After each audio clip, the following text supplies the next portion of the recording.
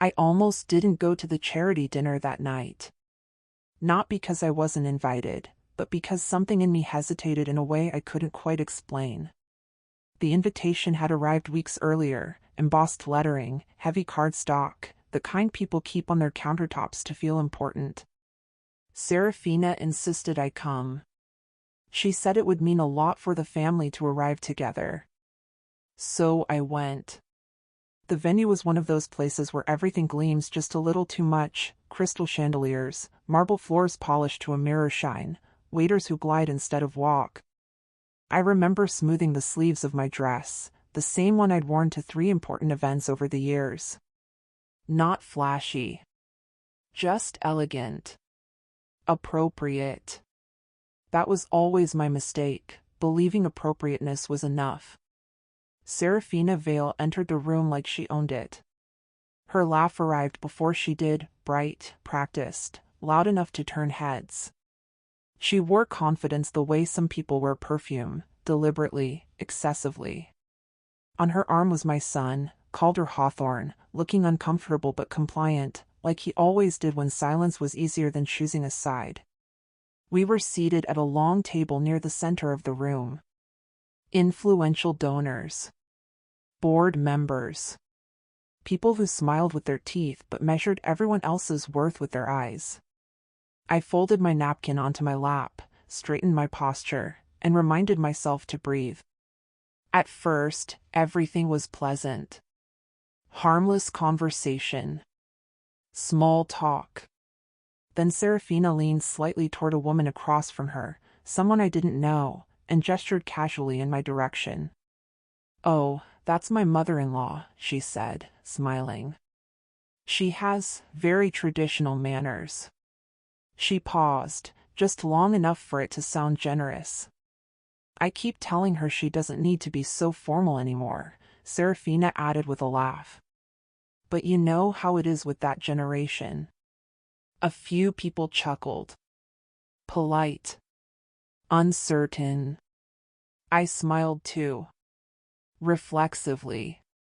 Then the comments continued, softly, smoothly, each one delivered with charm. When I asked the waiter a question, Serafina tilted her head and said, "You don't have to worry about those things anymore, Maribel. These events aren't really your world now." Her eyes flicked toward the table settings, the wine list, the murmured conversations about investments and donations. Someone raised an eyebrow. Someone else laughed again, this time less comfortably. And honestly, Serafina continued, swirling her glass, it's sweet that she still tries to keep up. I admire that. Sweet. Like a child pretending. Like a relic being indulged. I felt it then, not embarrassment exactly, but something colder. The realization that this wasn't accidental. This was performance. Carefully calibrated. Subtle enough to deny. Sharp enough to wound. I glanced at Calder. My son. He stared at his plate. Didn't correct her. Didn't interrupt. Didn't even look at me. That silence was louder than anything Serafina said.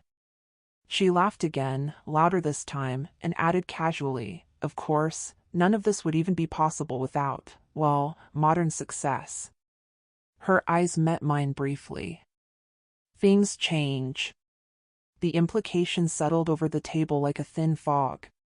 You don't belong here anymore. You don't contribute. You are tolerated. I nodded once. Smiled again. Took a slow sip of water. No shouting. No dramatic exit. Just me, sitting there, composed, while something quietly broke inside. I watched the room instead. The way people avoided my eyes. The way their smiles softened with pity. The way Serafina basked in it, unaware, or maybe fully aware, of the power she believed she held. And in that moment, something shifted. Not anger. Clarity. I understood then that humiliation doesn't always arrive screaming. Sometimes it comes dressed in silk, laughing softly, counting on your dignity to protect it from consequences. I stayed until dessert. Thanked the hosts. Congratulated donors. Walked out with my head held high. Serafina never noticed when I left the table early. But as I stepped into the cool night air, I made myself a quiet promise, one she wouldn't hear, and wouldn't see coming. I would never beg for respect.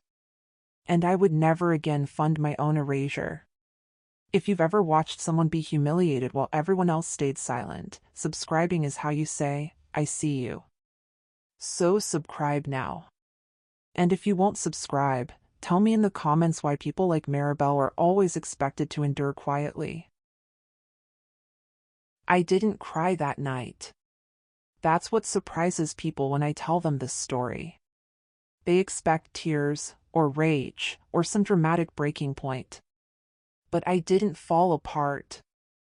I didn't even feel weak. What I felt was tired. The kind of tired that comes from realizing you've been carrying something heavy for a very long time, and no one ever noticed because you carried it well. When I got home, I placed my keys in the bowl by the door, the same way I always had. I poured myself a glass of water. I sat at the kitchen table and stared at nothing in particular, letting the silence settle around me. That smile I wore at the dinner, it wasn't fake. It was practiced. I'd been wearing it for decades. People like to assume women like me simply appear in rooms like that, well-dressed, composed, seemingly unbothered. They don't ask how we got there. They don't wonder what it took. And they certainly don't imagine the years of quiet work that built the foundation beneath everyone else's comfort. I didn't marry into wealth. I built mine. Slowly. Privately. Without applause. Long before charity galas and polished laughter, I worked behind closed doors. I made careful decisions. I invested when others hesitated. I learned how to stretch one opportunity into 10. Not because I wanted luxury, but because I wanted security. For my family. For my son. Calder Hawthorne never had to worry about tuition notices or overdue balances. When acceptance letters arrived, I paid the fees before he even had to ask. When he struggled, I stepped in quietly. No lectures. No conditions.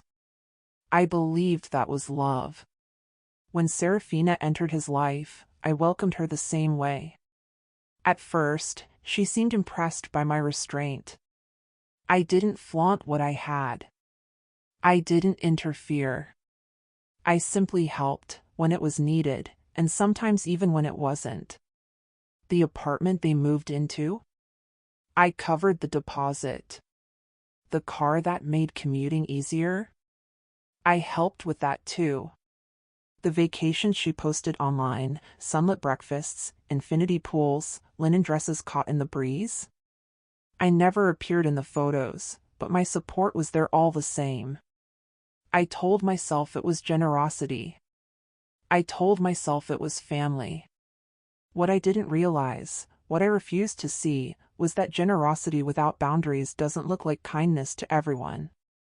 To some people, it looks like permission. Permission to take. Permission to rewrite the story and place themselves at the center of it. And still, I smiled. Because that's what I'd always done. Then there was Eli Oren. My grandson. If Calder was my responsibility, Eli Oren was my heart. From the moment he wrapped his tiny fingers around mine, something in me softened in a way I hadn't known was possible. His laughter steadied me.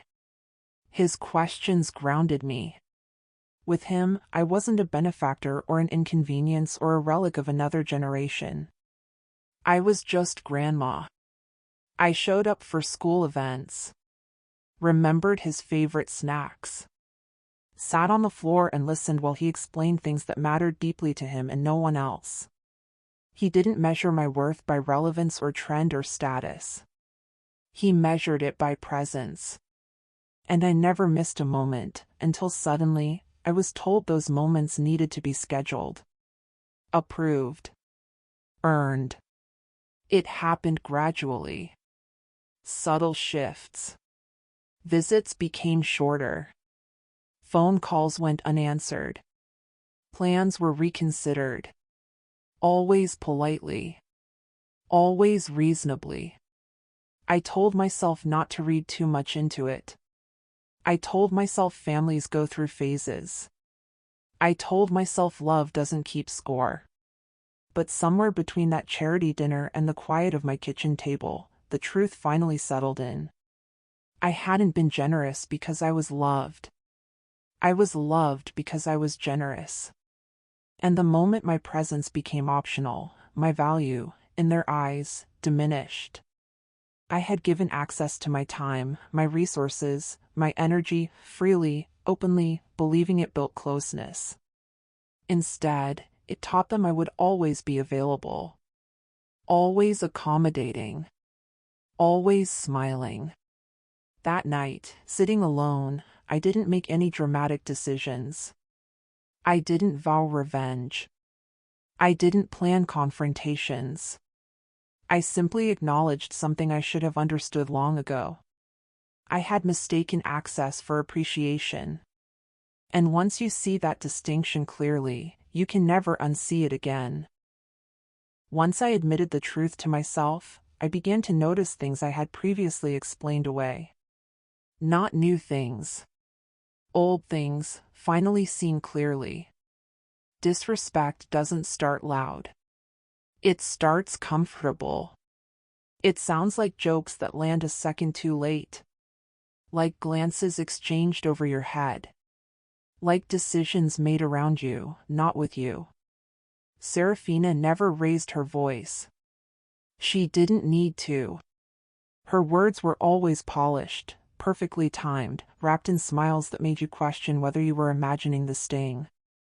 At brunch, she'd say things like, "Oh, Maribel, you're so sweet for even trying to keep up with all this technology." People would laugh softly. I would smile. And she would sip her drink as if she'd done me a favor by including me at all. Or she'd tilt her head and add, "I just forget sometimes that you come from a very different era." Different. Not wrong. Not outdated. Just different. A word that creates distance while pretending to be generous. The financial entitlement followed the same pattern. At first, it was casual. "Oh, I didn't bring my card, Maribel, do you mind?" Or, "You're already handling it, right? You always do." There was never a thank you that lingered long enough to feel real. Just expectation. Just assumption.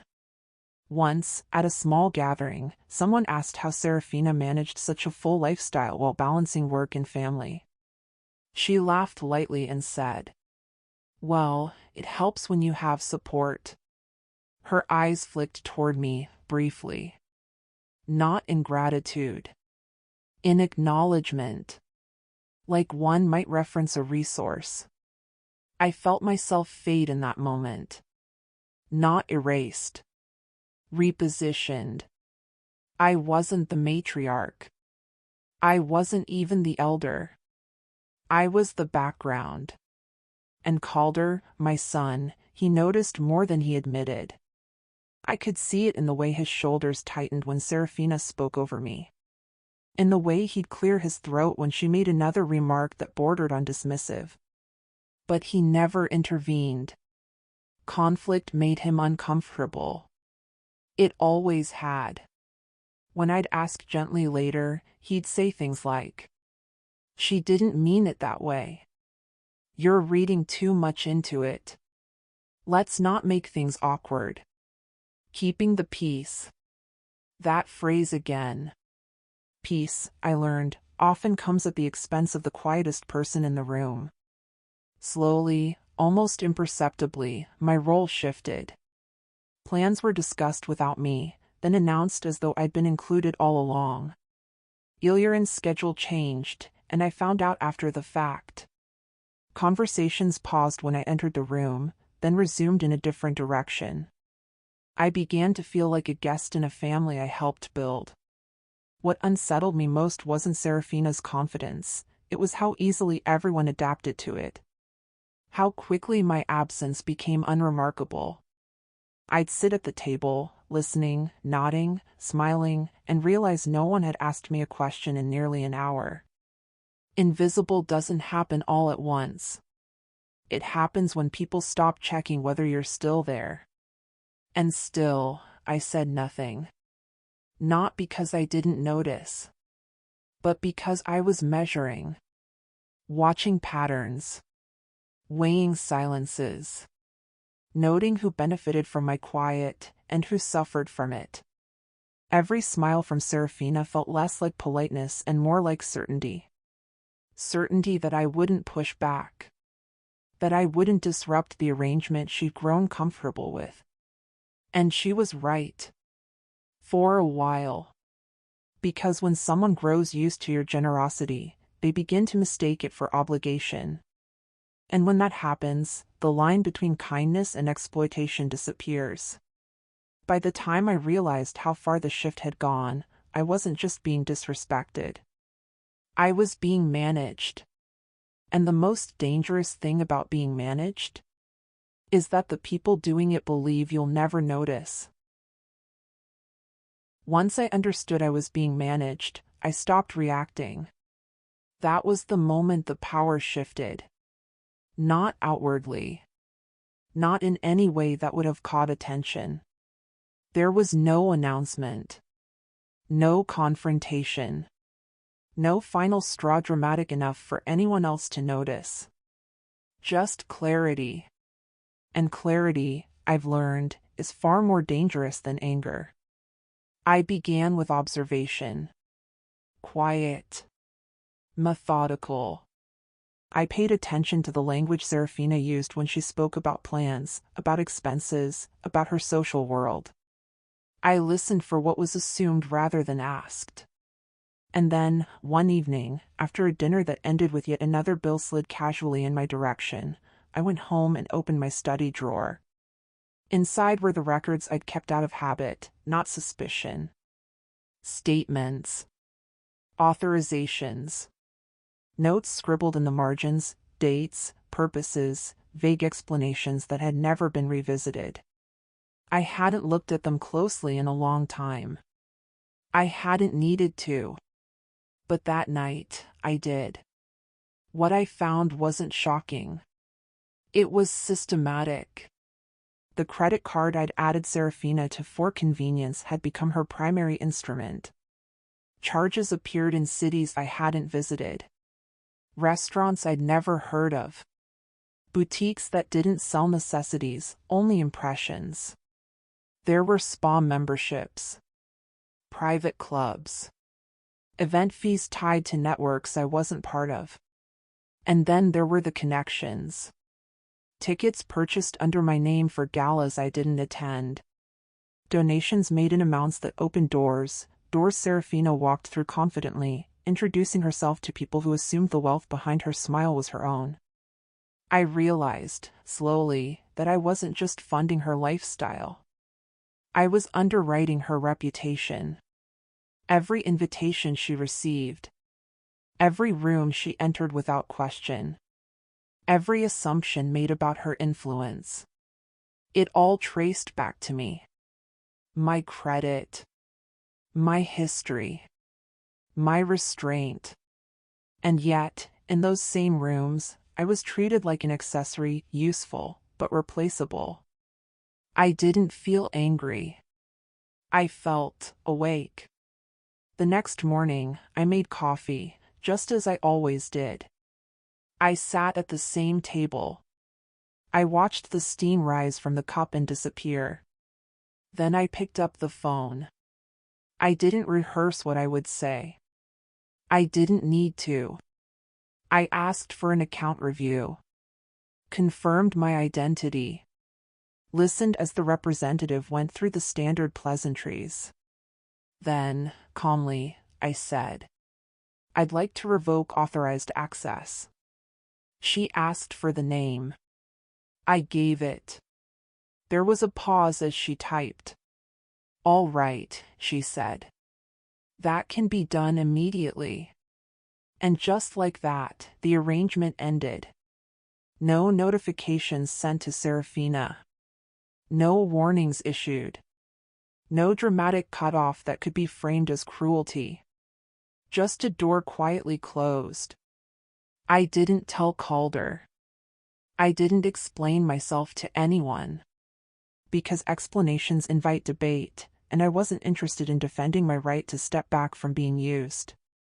That evening, we attended another gathering together. I arrived composed, as always. Serafina was radiant, confident, unaware. The conversation flowed. Glasses clinked. Laughter rose and fell. When the bill came, I paid it. I always did. What no one at that table knew, what no one could have guessed, was that this would be the last time my name silently smoothed her way through the world. The power shift wasn't loud. It didn't humiliate her. It didn't announce itself. But it was irreversible. Because once you see how your generosity has been weaponized against you, the kindest thing you can do for yourself is stop participating. The consequences didn't arrive with a confrontation. They never do. They arrived in the form of silence, small at first, then unmistakable. At the beginning, Serafina didn't notice. Why would she?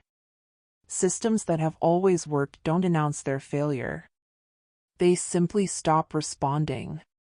An invitation that would normally appear in her inbox didn't.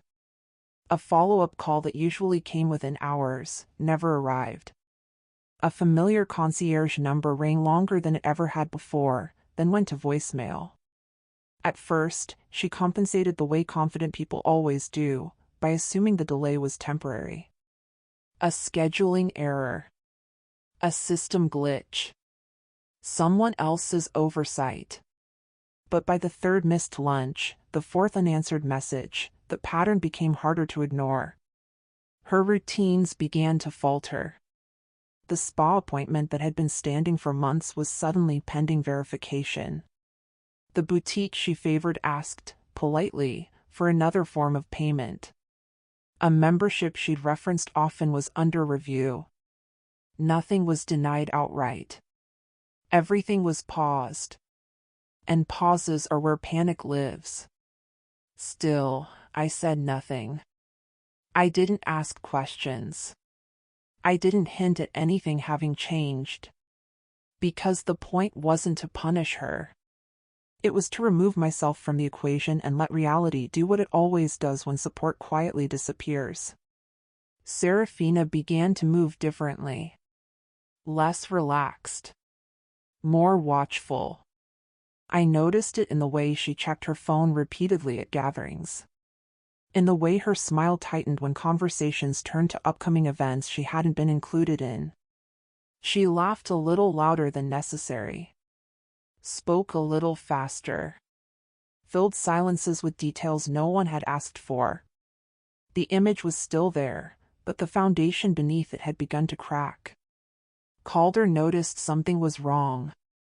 He asked me one evening, gently, if I thought Serafina seemed stressed.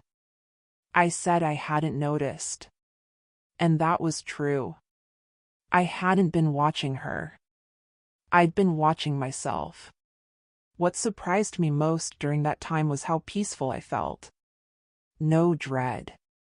No guilt. No impulse to step in and fix what was unraveling. Because for the first time, I wasn't maintaining someone else's balance at the cost of my own. And that kind of peace, it's addictive. Eventually, the question came. Not directly. Not bravely. But sideways. Serafina mentioned, casually, that her card had been declined at a restaurant. She laughed it off, blamed the system, then looked at me, waiting. I met her gaze, smiled politely, and continued eating.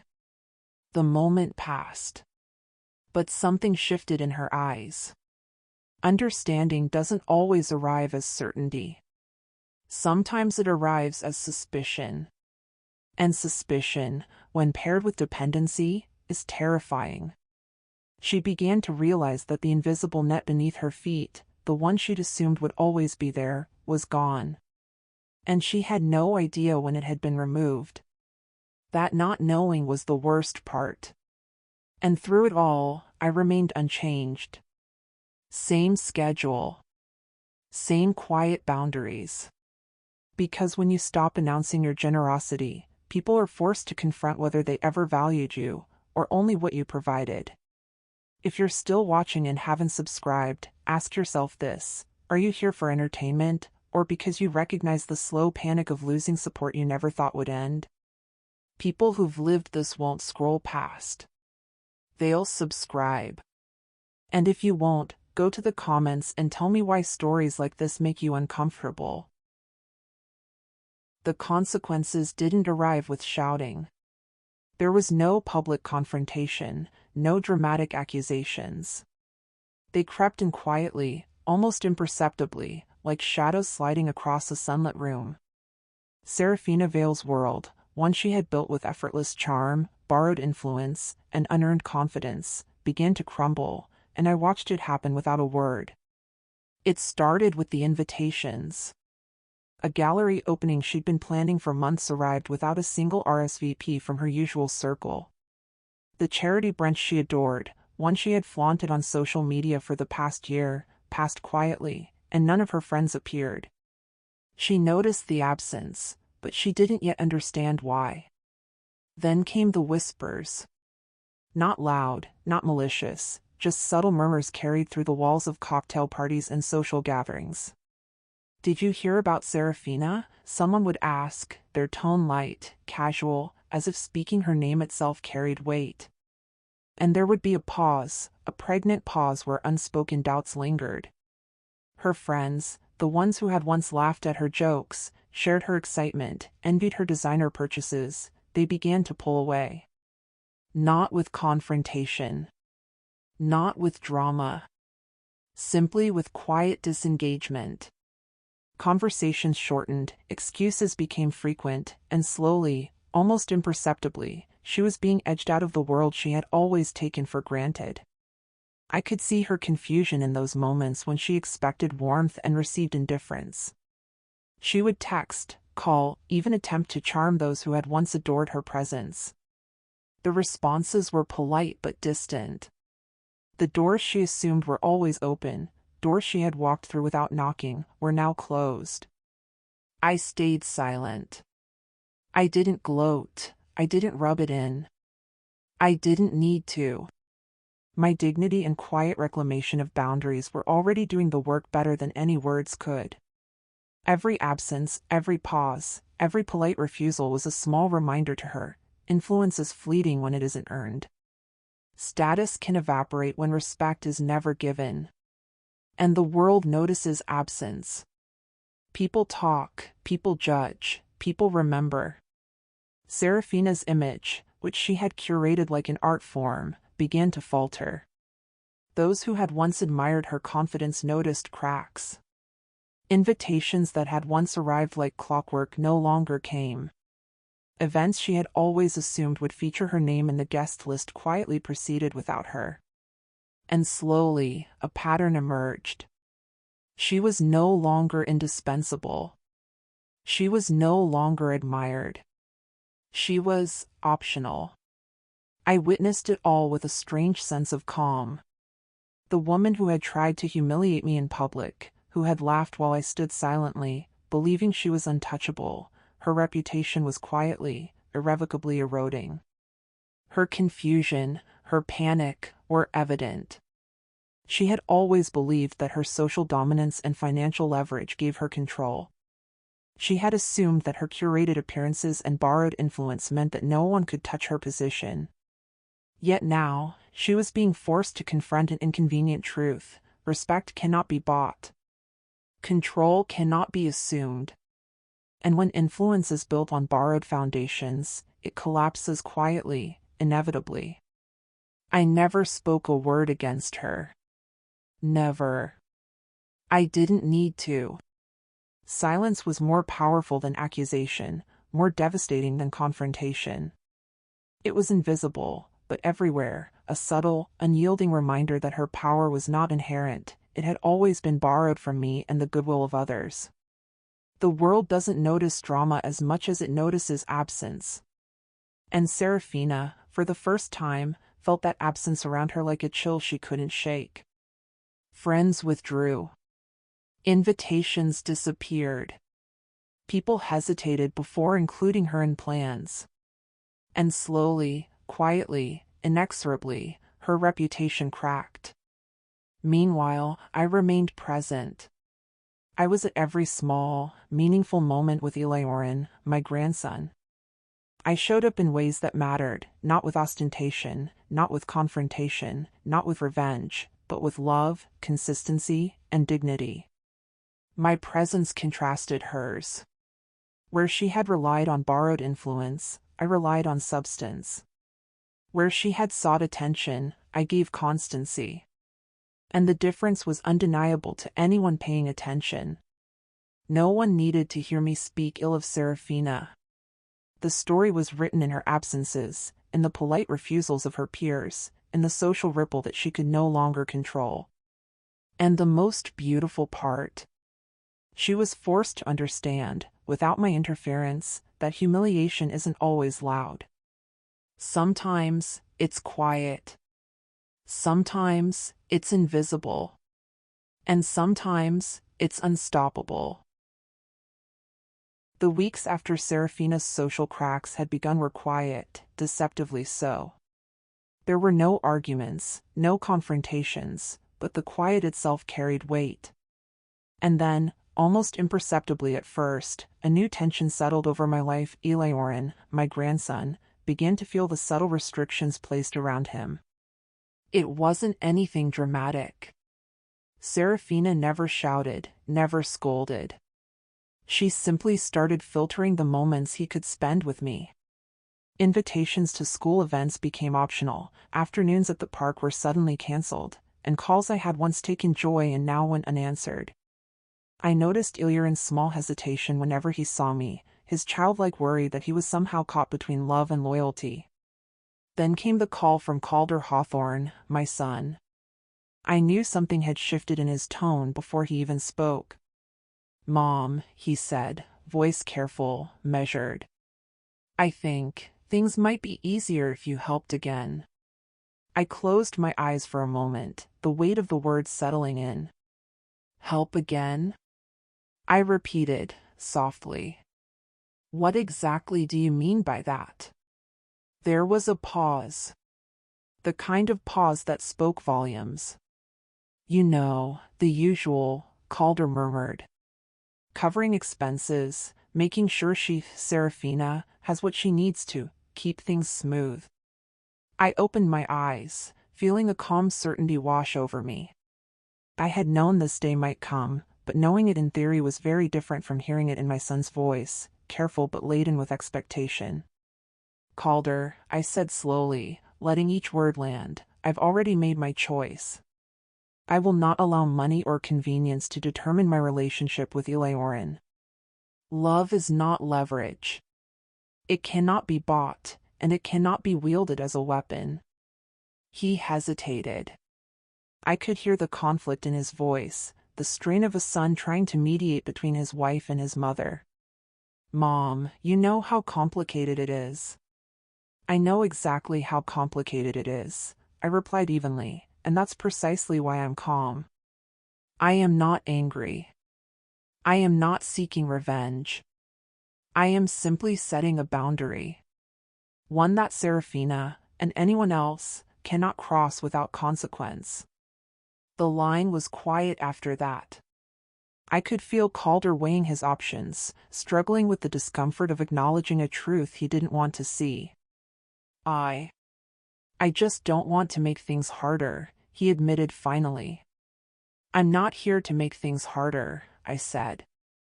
I am here to make them right. For Eli Oren, and for myself. The rest will fall into place as it must. It was a quiet defiance, without drama, without escalation, yet it carried the full force of principle. By refusing to be coerced, by refusing to let love be used as a bargaining chip, I had shifted the stakes entirely. The theme crystallized in that moment: love is not leverage. It cannot be dictated by fear, guilt, or financial control. It is constant, unwavering, and freely given. And it is the one thing that cannot be borrowed or stolen. After the call ended, I sat by the window, watching the city lights blur into the evening haze. Eli Oren was asleep, oblivious to the tension surrounding him, resting safely in a world I was determined to protect. And in that quiet moment, I realized something. Sometimes, the most powerful action is not confrontation, but refusal. The refusal to be manipulated. The refusal to let someone else dictate the terms of your presence and the life you love. The next morning, Eli Oren ran to me as usual, his small arms wrapped tightly around my waist. I whispered, "I am always here, Ollie. Always."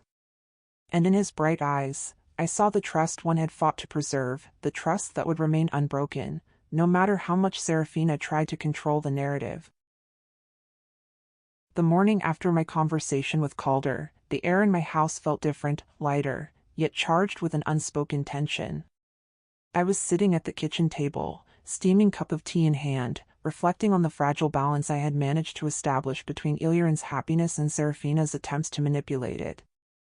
The calm I felt was deliberate, a shield I had forged through careful observation and quiet action. Then there was a knock at the door. It was the kind of knock that carries urgency without urgency, a message without preamble. I opened it to find Rowan Bellamy, an old associate from my early days in business. She held a manila envelope in her hand, her expression serious but not unkind. Rowan had always been sharp-eyed, the sort of person who notices patterns before others even see the edges. "Maribel," she said, stepping in without waiting for an invitation. "I think you should see this." She placed the envelope on the table, and I felt a familiar pulse of anticipation. Inside, there was a stack of documents, bank statements, receipts, investment reports, even a few personal correspondences. As I sifted through them, the truth revealed itself slowly, each page confirming suspicions I had only hinted at before. Serafina's entire world of luxury and poise, the dinners, the boutique investments, the high-end social circles, it had not been self-built. Every expense she flaunted, every connection she displayed, was borrowed prestige meant to impress and to intimidate. There were loans I had unwittingly co-signed, funds from my accounts diverted toward ventures she had claimed as her own, and invoices that showed debts piling up behind the polished veneer.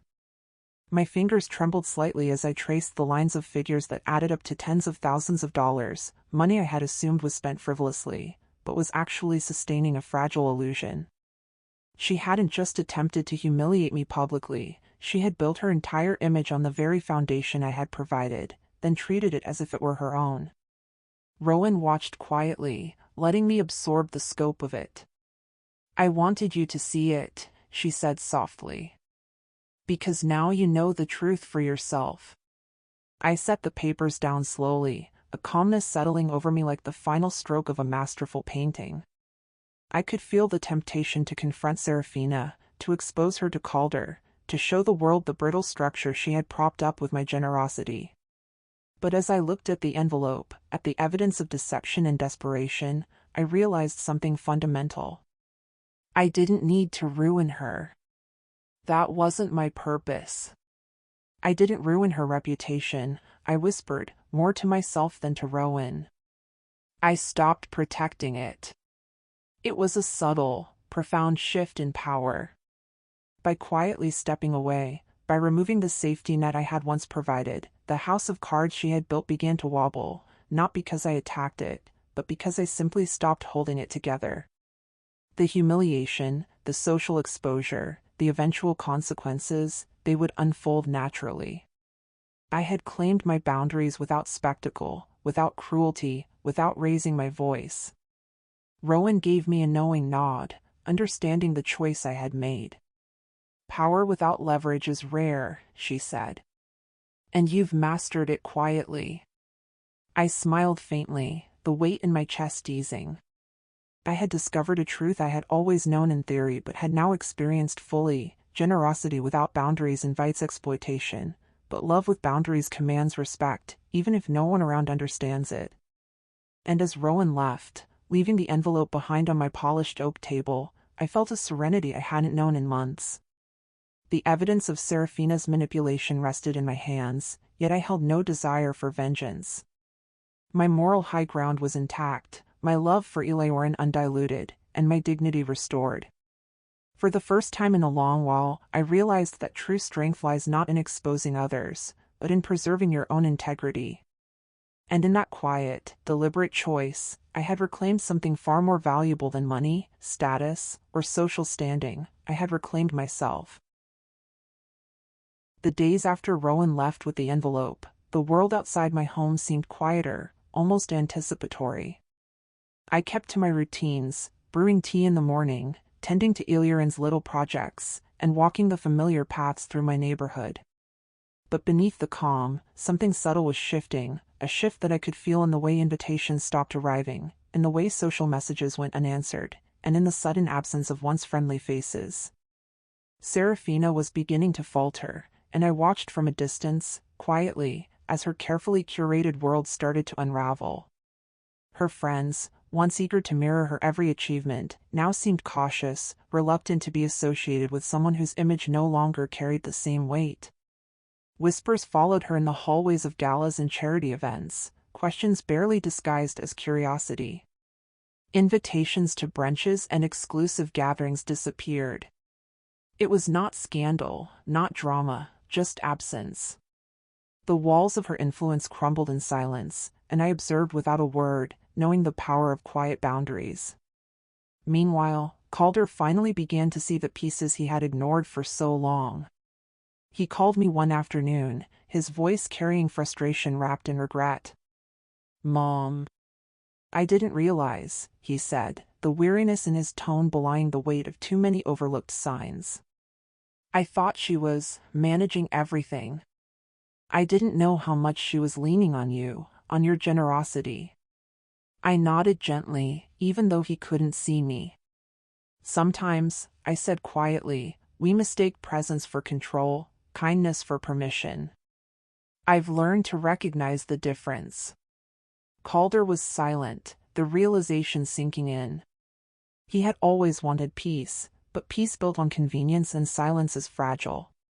Now the fragility had revealed itself, and he was left holding the pieces. As for Serafina, she became increasingly isolated. Her social gatherings were sparse, the very circles she had flaunted now kept their distance. The smiles she expected to greet her were gone, replaced with polite, measured nods that carried an undertone of doubt.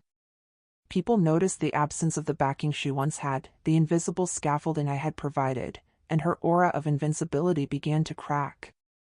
It was a fall achieved not by spectacle, not by confrontation, but by the quiet reclamation of what was mine to protect, my dignity, my boundaries, and my role in Iliorin's life. I had never sought revenge. I had simply stopped allowing her to dictate my presence, my resources, and my love. One evening, Eleorin bounded into the kitchen with his school project in hand, the same light in his eyes that had always reminded me why I endured the subtle cruelties. "Grandma, look what I made," he said, holding up a miniature model of the solar system, painted with glittering rings and tiny planets. His excitement was infectious, his love unconditional. I knelt down beside him, ruffling his hair gently. "It's beautiful, Ollie. You worked so hard." He beamed. "I wanted you to see it first, because you always believe in me." And in that moment, all the scheming, the humiliation, the carefully measured manipulations of Serafina seemed distant, almost irrelevant. My victory was not in punishment, it was in presence, in love, and in the knowledge that the truth always carries its own weight. I sat back later that evening, watching the sunset spill across the living room. The silence felt different now, not heavy, not tense, but chosen. Serafina's fall had happened quietly, organically, without a single harsh word from me. She had built her house of cards on borrowed strength, and without my compliance, it had crumbled on its own. If you're still here and haven't subscribed, you're benefiting from someone else's truth without supporting it. Subscribe now, or explain in the comments why stories like this shouldn't be told. The morning of Ilyarin's school science exhibition dawned gray and still, the kind of quiet that makes the small sounds of the house feel amplified, the hum of the refrigerator, the distant barking of a neighbor's dog, the soft rustle of leaves outside my window. I dressed in my favorite navy coat, the one Ilyarin always insists makes me look like a space explorer, and carefully arranged my hair. Nothing extravagant, nothing meant to impress anyone, just me, ready to be present for my grandson. When I arrived at the school, the chatter of parents and children filled the hallways, punctuated by the scraping of chairs and the scent of glue, markers, and fresh poster boards. I didn't know if Serafina would be there. In fact, I suspected she wouldn't, but that thought hardly mattered anymore. I wasn't there to compete for appearances. I was there to witness Ilyarin, to honor him, and to remind him that some things, love, presence, consistency, can't be borrowed, manipulated, or bought. And then I saw him. Ilyarin. His small frame weaving through the crowd of children, eyes bright as they landed on me. He ran the last few steps and reached me, clutching a carefully crafted model of Saturn with rings that shimmered faintly under the fluorescent lights. "Grandma. You came." His voice was a mixture of awe and relief, as though my presence had been the final piece of his day. "Of course, sweetheart. I wouldn't miss it for anything." I knelt to meet his gaze, feeling that steady heartbeat of trust against my own chest as he gripped my hand. He glanced around, his small voice lowering to a whisper, almost conspiratorial. "Mom didn't come," he said softly. I smiled, brushing a strand of hair from his forehead. "That's okay, Ollie. You have me, and that's all that matters." He beamed, his pride in his project shining brighter than the glittering rings of Saturn he had so carefully assembled. As he explained his work, the composition of the rings, the tiny moons circling faithfully, the science behind each planet, I realized that nothing Serafina could have done mattered in that moment. Presence beats power. Consistency outweighs manipulation. Love shown quietly, without conditions, carries far more weight than any grand gesture made for appearances. I watched as Ilyarin presented his project to his classmates and their parents, his voice clear, confident, and steady. I clapped the loudest when he finished, not because I needed anyone else to notice, but because he deserved acknowledgement from the person who had always believed in him unconditionally. When the crowd thinned and Ilyarin returned to my side, he whispered again, this time resting his small head against my shoulder. "You always show up, Grandma. You never forget." And in that moment, I understood the true victory. It wasn't in orchestrating Serafina's social downfall. It wasn't in revoking access or quietly reclaiming what had been taken. The real victory was far subtler, far more lasting. It was in showing up, in standing by what mattered, in loving without manipulation, and in teaching Ilyarin, through my actions rather than my words, that true influence comes from care, constancy, and presence. As we left the school together, his small hand tucked in mine, I felt a sense of quiet completeness settle over me. Serafina's schemes, Calder's hesitations, the silent tensions, all of it faded into the background. What remained was this, a bond forged in trust, strengthened by presence, and unshakable by any game of power.